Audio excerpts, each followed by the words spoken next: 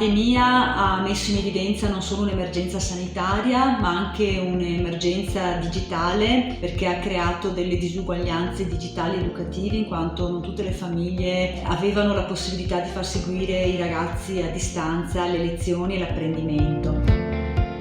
Lo scorso anno, in concomitanza con l'inizio della pandemia, come IDP Triveneto abbiamo deciso di dare un contributo e un supporto al mondo dell'educazione.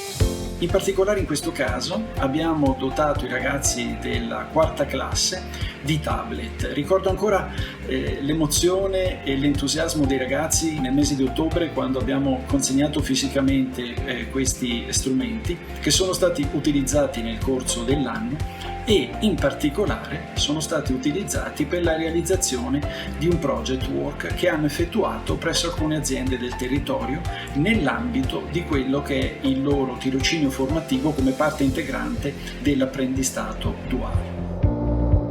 Come Padova, capitale europea del volontariato, siamo molto contenti di aver sostenuto questo progetto di solidarietà per superare il gap digitale nelle scuole.